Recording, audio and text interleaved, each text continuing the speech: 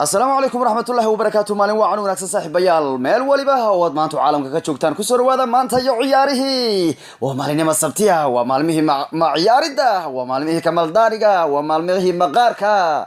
والمالمه كوبدا مانتو كعيارو حسب باجري دونو عيارها إنجليزكا ورا جريدونه ويشكله هيرو ورا جريدونه اوكيبا سيتي يا توتنهام والله ما انت marka la isku hayaayo arkamal daarigana wamaana Liverpool fiirinaya natiijada kooxda kubadda cagta Tottenham ay keeni doonto halka City ciil uu hayo oo cariisan yihiin maanta kolba City waxa dhici karta yaa in lagu dhago ama ay guuleysato oo ay dhahdo imtixaanka adduunka aniga arkoka ooye waxadii maanta lagu dhagaa ciil bay Man City isku cuni doontaayo iyagoo jabligu ka haray haddana maanta in laga badiyaa horana waxa loo yiri ishiis laga arkaa ushiis lagu tumaa haddii maanta ay markaa idin garaacaan waa idinka wax isu keenteen sababtoo ah ishiinay ka arkeeno ushiinay idinku garaacayaan sababtoo ah waa kuwii jabligu ka reebay maantana waan arki doonaa وياهيو عيارها بريمير ليج لا عياري دونو هي وليبا لا ليغا يا سيري ا يوفنتوس عاو markale ay isku dayso inay seri a markale ku guuleystaan waana sanadkii sideedad xiriir iyo Barcelona oo ciyaari doonta qodobada iyo kuwa kale oo soo qaadan doona hadaba warkii oo faahfaahsan aan ku horeyno ciyaaraha maanta la ciyaarayo horyaalada waaweyn ee qaaradda Yurub waxaan hadaba si toos isugu diyaarinaya ciyaarta weyn ee u dhaxaysa Manchester City iyo Tottenham oo doorkii labada duurnimo iyo barka soo gali doonta oo si toos ah aan ugu tabi doono idaacada on airka si toos ah aan ugu tabi doono kolba markay ciyaartu soo dhamaato baan isqaban doonaayo haddii reer Man City ay badiyaan cumada ku toori doona haddii laga badina markaa ahey mara dhiciba aan markaa tilmaami doonaa marka waayahayo ciyaartu maanta waa ciyaarta ugu qatarta badan waana waxay soo galaysaa labada duurnimo iyo barko Itixaad baa lagu ciyaaraya horta Man City haday tahay Man City maalin dhaweyd waxba laga qaban karayo haddii ay soo bandhigaan kubadii maalin dhaweyd والله ان عمديدو la haysa karin oo qatar bay noqon doonaan laakiin hadii ay la yimaadaan qaab ciyaareed liita maanta Liverpool kuwan oo kufa ayaa ku xiran in Premier League way xaqooda u maro maxay Liverpool ciyaar aan aad u xoog badnayn baa u dhiman wallow iska yara qatar badin qaarkood sida Cardiff oo iyagu heerka hoose ka cararaya marka Man City maanta hadii ay guuleysataa cimaamad bay u tahay anu waxaan qabaar City waxa la yiri adoo lugta koowaad qaadin lugta labaad ma qaadi kartid marka waxa idin fiican tilaabo يعني hadii lagu hado iska dhaafaan waa ku faysaa marka sidaas daraadeed kulanka Manchester United ka fikiraysan ha isku kufina maanta hawshu maanta bilaaba kulanka Manchester hal la gaaro Tottenham maanta ka qoosta hadii aad maanta Tottenham ka badisaan runtii boqol waa dhowdin horyaalka Premier League u sii dhawaanaysaan kadibna waxa laga yaabaa hadii maanta Tottenham ka badisaan United hal koorna la soo gama xataa waxa laga yaabaa inaad madax kaga dhalisaan kadibna aad ka badisaan idinkoo toddobaadkan isku mara Man United iyo Tottenham waxay taa ka dhiganta horyaalka Premier League xaqiinu maray taas wallahu waa waxaan laga noqonaynba aad iyo aad baa loo huwa hadii aad maanta Tottenham ka badisaan oo aad Manchester United ku dartaan arbacada waxa way ciidamada ku turbaatiin sanad aad matqaana ku guuleysan kartaan Premier League wayaan mar labaad oo xiriira nimanka Liverpoolna waa ooy doonaan ooy albaabkii xira ku dhici doonta marka maanta oo aad ka badisaan Tottenham waxa idin tahay maalin muhiima Manchester United baad markaa waxba ka shaqshaqi doontaan oo ilaahu madbasinta ugu dhalisaan oo kubad la soo gamaba sinta berida dhag ku siisaanba waa waxa loo baahayo waa beriye hala dhigma la dhihi karayo waa gool لكن المهاس توتنهام وايدين دبين والله توتنهام دبلي ويان سيدي مالin weedo kala gool ku bilaaba difaac inuu iska adkeeyo bulkeetiga noqday laga dhalanay muxuu yahay waxaan maxay kambanigi meel la soo ordayo toobaru karo waa ka habeenkii dhaway wada qarqareen isaga iyo Laportuba 3 gool baleedin ka dhaliya ka difaacda ulabeeya u saddexeeya waa ilmo madax adag kolba maanta nimanka ka hadii aad ka badisaan natiijo fiican bay idin tahay laakiin nimankaas ishiinay ka arkeen waxaan maqli jiray ishiis laga arkaa ushiis lagu tumaa yani nimanka waxay idin ka arkeen in idin garaaci karaan oo ay idin tumi karaan oo ay idin wareerin karaan bal maanta haday mar kale idinku adkeeyaan oo natiijo xun aad soo hoydaan kolba Man City kolba waa cabaadi doontaa iyo waxay dhihi doontaa imtixaanka adduunka argorman fanaano ilaahay amarkii wariyaha gorman fanaano wallahi kabtas ii galeenba war waxa inaan ooynayo inaan sheekeyno lama kala garanayo waxaas man kabtas man gashi karaya laakiin waxa warku ahaa imtixaanka adduunka aniga arko ka ooye يعني City maanta oo laga badiyaa ama maanta oo bareejo lagu celiyaa waxay ka dhigan tahay Premier League qatar ka gali karo marka warkoodu wuxuu dhaqon doonaa imtixaanka adduun imtixaan anaa arkay waa macnaha imtixaanka ugu weyn adduunka anaa arkay jamliig layga soo reebay horyaalkii lay kufiyey buu marka noqon doonaa imtixaanka adduunka anigaa arkay ka hooye okayba waayahayo marka waa ciyaar weyn oo aad u xiiso badan oo ciyaarta tahay maanta la ciyaari doono Premier League hadaba nimanka la yiraahdo City Fernandinho ayaa maanta diyaar u ah fit u ah ciyaarta in ku soo bilowdo kadib markii badal lagu keenay ciyaartii Spurs kulankii dhawaa Sishanko oo nin dambeedka bidix khatar ku ahna waxa laga yaabaa maanta in ciyaarta la ciyaarsiyo badal ku yaani uba ciyaaro Sissoko waa ka maqnaanaya kuwa kan Tottenham Eric Dier ayaa xalkiisu la fiirin doona wuxuuna ku soo noqday tababarku Aurier Wenkes ayaa kayn dhamaantood way ka maqnaanayaan kooxda kubadda cagta Sportska waliba waxa ciyaartan la arkaa in Manchester City ay ku adkaan doonto 2 gool iyo eber waa sida saadash BBC-du laakiin waan arki doonaa waxa dhaco hadaba City waxay doonaysaa in la sameeyo rikoorkooda ugu fiicnaa in afar ciyaar isku xiga ay garaacdo kooxda kubadda cagta Tottenham oo Tottenham la wadaxtaa waa la garaacay laakiin sharci ahaan ba City lagu reebay waliba nimanka la yiraahdo Man City ayaa doonaya inay badiyaan 9 ciyaarood oo xirra Premier League way doonayaan inay adkaadaan waxaana ay la siman doonaan rikoorkooda kooxda Liverpool ba adkaatay 9 ciyaarood xiriir November ilaa iyo December Pep Guardiola ayaana badiyay 24 kamid ah 26 jeer uu horyaalka iyo tartamada kale kaga duwan uu ciyaaray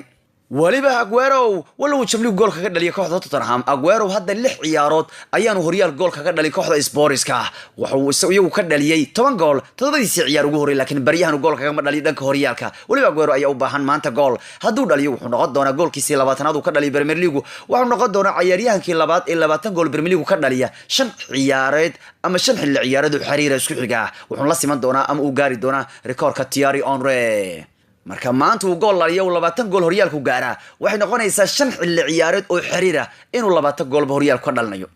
walla galabta waraajiri doona wiishka Hayero City waxaan idin Man City waxaan idin leeyahay Tottenham ka badiya hadda Tottenham ka badisaan oo kay weeyaan Manchester wixii kala qabsata wal arki doonaa bal horta Tottenham ka badiya hoosh horta saas ku bilaaba waxa la yiri macnuhu jibaalku beerta marka la falayo adoo inta ka taataaban xagga ma gaari kartid marka waxa roon ku hoosha ka bilowdaan Tottenham hoosha ka bilaaba Liverpool maanta waa soo fariisan doona gabarka ay soo fariisan doonaan wallahi waa duur madax adin xanuuni doona oo kuleelka jira iyo ciyaarta ya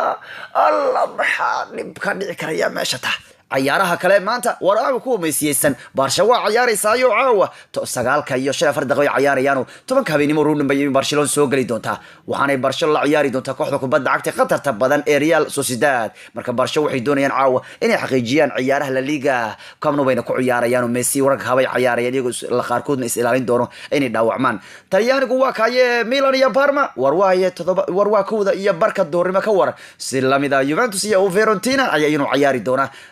todobada fiidnimo caawa waxaana Juventus ay u socotaa markii sideed xiriir ay ku guuleystaan ciyaaraha Talyaaniga caawa kulanka ugu adag waa Inter iyo Roma inuu soo gali doona 9 iyo barka markana aanu qabano wararka ugu waaweyn maanta iyo ciyaaraha wargeysada caalamka ayaa waxay qorayaan oo ay ciwaan ugu dhigayaan sheekadooda todobaadkan hadii uu Ronaldo ka haray ciyaaraha Champions League oo miyuu jira qof ka joojin kara sanadkan ku guuleysto Ballon d'Or ninka lagu magacaabo Leo Messi waxaana sidoo kale hadlay Rivaldo oo ah nin u soo ciyaari jiray kooxda Barcelona wuxuu leeyahay anigu maanta ayaan basiin lahaa Messi xidig ugu fiican sanadkan ee Ballon d'Or ku guuleysan lahaa maxaa uu leeyahay ilaa hadda ma jiro ciyaaryahan asagu ka fiican odagu gaaban ayaa xilli ciyaareedkan wuxuu dhaliyay 45 gool waa xilli uu goolasho dhan asagu ugu badan yahay kabta Champions League tan Europe dhan ugu ninka ugu goolasho badan horyaalku wuxuu leeyahay anigu maanta danba ayaanba Messi si laha iskaba dhaafa final la ciyaaray final iskaba dhaafa maanta ayuu Messi u qalmaa in Ballon d'Or la siiyo marka waxa sanadkan loo arkaa sanad uu ninka gaaban madaxa ku dishin doono jaayisada Ballon d'Or sanadkii hore odagu ku kiciyeen markii kaalin shanaad ay ka galiyeen abaalmarinta Ballon d'Or yiraahdeen kaalin shanaad ba tartan ka soo gashay idinka kacsateen marka u dulqaata la leeyahay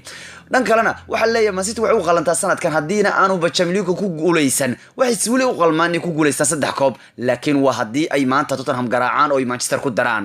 waxa kale ugu muhiimsan iyana maanta ciyaaraha shaki la'aan Pep Guardiola waa tababaraha ugu fiican adduunka ayuu leeyahay tababaraha kooxda kubadda cagta Barcelona Ernesto Valverde wuxuu leeyahay xitaa haduu ka haray Champions League shaki la'aan Pep Guardiola waa tababaraha ugu fiican adduunka ayuu leeyahay حتى هديبا laga reebay dhaga weynaha waliba waxa la leeyahay Real Madrid ilaa hadda waxay ku riyoonaysaa la wareegida ciyaartooyga Neymar laakiin waxa yaab leh madaxweynaha Barcelona ayaa waxa la leeyahay Jose Maria Bartomeu ayaa ka caawinaya Neymar inuu ku biro kooxda kubadda cagta Real Madrid bal leeyahay maxaa yeelay maalin walba 90 wuxuu caynaya Neymar 90 daqiiqo ciyaarta laga jeedaa macnaha soo 90 lama ciyaaro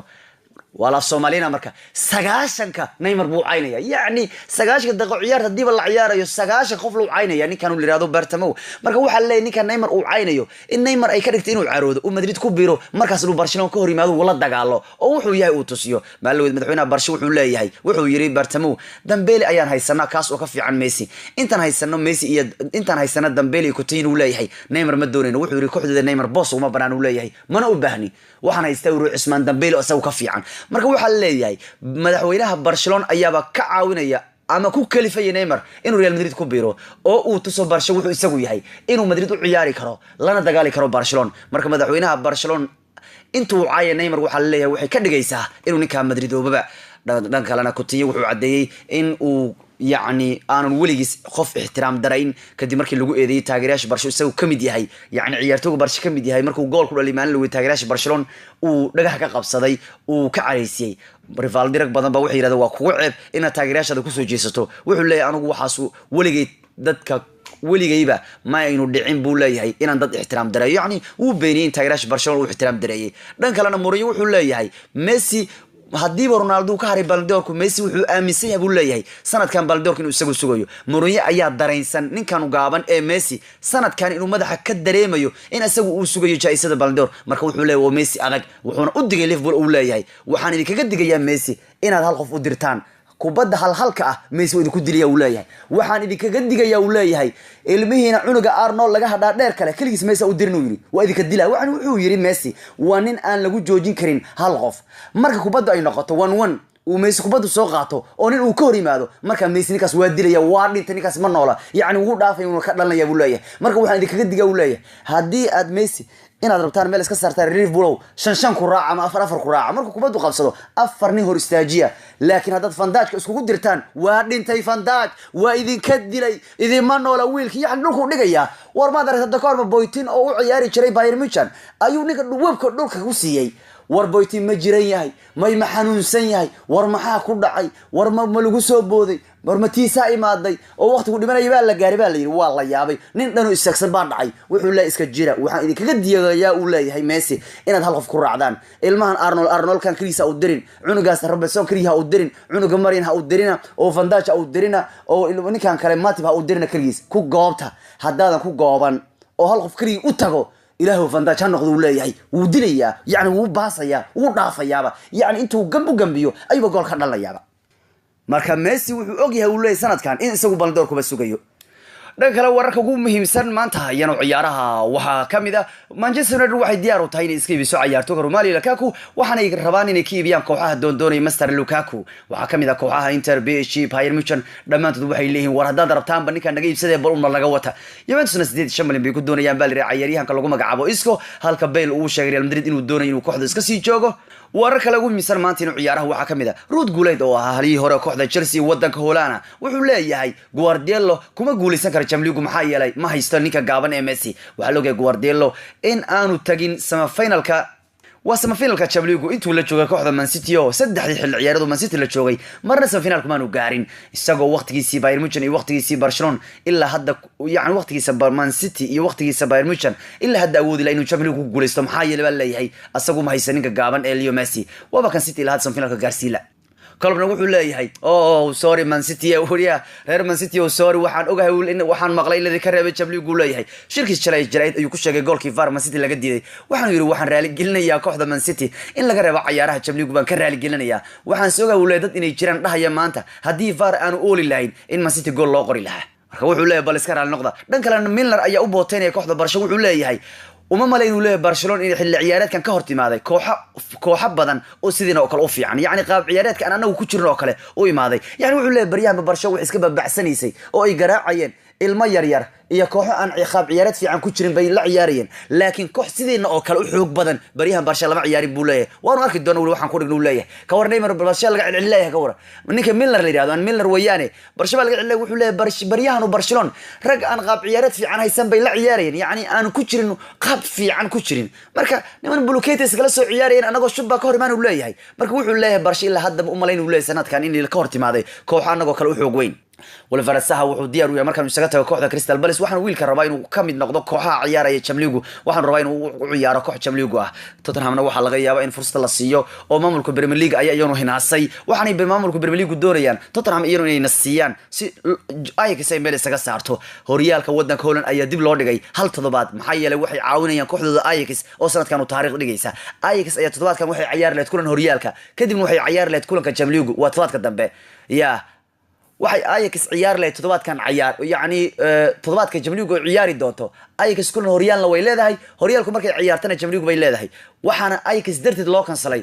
toddobaadkaas in la ciyaaro ciyaaraha horyaalka dhanba waa la joojiyay ka war bil Ajax sababteeda maxaa yeelay koox ayagu ka socota Holland ka socota ayaa taariikh dhigaysa marka Ajax waxa la yiri fursad baa la siiyay oo ay finaalka ugu gaari karaan oo ay ku saari karaan Tottenham meel waa la siinayaa horyaalka Holland dhanba lama ciyaarayo si Ajax ay meel u saarto Tottenham darteed hadda Premier League waa inuu hinaasay waxa laga yaabaa Tottenham inuu fursad la siiyo oo kulankooda dib loogu dhigo waxaanay noqon doontaa kulanka lugta labaad ee Champions League bay noqon doonaan marka Holland waxay leeyihiin wiilasheena sii wada dagaalka anaguna horyaalka waa idin hakineynaa marka maadaama ay daali lahaayeen kulan horyaal ku daali lahaayeen kadib Champions League ciyaar lahaayeen kulan horyaalka dhanba meesha waa laga bixiyay hal nastaali todobaadkan Ajax darteed baa loo nasto sidaas darteed Ajax iyagoon kulan ciyaarin bay la ciyaarayaan Champions League kuwa ka reer Holland baa kooxdaasi walaayad soo saartay Pep Guardiola wuxuu wacad ku maray xagaaga dambe inuu dagaalami doono afarta koob wali wuxuu cadeeyay wuxuu yiri hadii anigu Champions League kaliya xooga ma saar u leeyahay koobka yariiriska England laga dhigo sida FA Cup iyo Liga Cup meel iskama tuuray u leeyahay labada koob kuwaasna ku guuleysanaya horyaalkuna ku guuleysanaya Champions League ku guuleysanaya u leeyahay yani wuxuu leeyahay anigu koob aan iyar ma jirto leeyahay anigu koob walbaan arko FA Cup waa ka leex ma aqaan u leeyahay waa urursanay FA Cup iyo Liga Cup waa urursanaya Man City walaw sanadkii afarta koob ay rabeen ay hadda xumaatay still Man City wuxuu ku guuleysan kartaa saddex koob hadii saddex koob ay ku guuleysan sanadkan waxay noqon karaan City oo Pep Guardiola noqon karaya macallinkii ugu horeeyay oo England kula ku guuleysta saddex koob xilli ciyaareed gudib uu noqon karaya ma ahan in Champions League tartankan ku jiro laakiin koobka domestic waxa loo yaqaan koobka England laga ciyaaro Premier League Liga Cup ka FA Cup marka wuxuu noqon karaa still macallinka ugu horeeyay xilli ciyaareed ku wada guuleysta dhamaan koobka laga dhigay Greece ku noqon karaa Pep Guardiola haduu Premier League ku darsado FA Cup ku qaato macallinkii hore Man City san wuxuu qabaa Pellegrini wuxuu leeyahay anaga xilligii aan horyaalka ka qaadin Liverpool waxaan ahayn buu leeyahay kooxda ugu fiican horyaalka baan u ahayn kaliya kuma qaadin buu leeyahay horyaalka in Gerrard uu ku fay maalinka kaliya horyaalka kuma qaadin buu sanadka waxaan lahayn buu leeyahay awood weyn 5 sano kor wuxuu leeyahay marka horyaalka qaadin Liverpool awoodina man kaga qaadnayo maan u ahayn inuu Gerrard ku fay darteed horyaalka ku qaadamahan buu leeyahay dhanka wuxuu qabaa Liverpool in laga yaabo inay celin karayaan nimanka la yiraahdo Cardiff maxay Cardiff wuxuu leeyahay waxay ka cararayaan heerka hoose silamid wuxuu leeyahay Man City inuu waxa sugaya kulan adag oo qatar badan oo United ay la ciyaari doonaan Danilo wuxuu ku dhaweeyay inuu ka tago Man City waxaan hadda qarka u saaray inuu ku biro kooxda kubadda cagta Inter Milan waxay wararku leeyihiin training ka soo baxay sida Gazzetta Sport iyo Sky Sport Italy waxay leeyihiin heshiis baa la gaarayo labada dhinac ay ku dhaw yihiin marka Danilo halka inuu maraa laga yaabayo codadka laga qaaday 22 qabiir oo BBC u shaqeeya ayaa waxay codka ugu badan siiyeen Van Dijk inuu yahay xilli ciyaareedka ninka ugu fiican Premier League halka 7 ay codeeyeen inuu u qalmo Raheem Sterling marka Van Dijk baa loo wada badinaya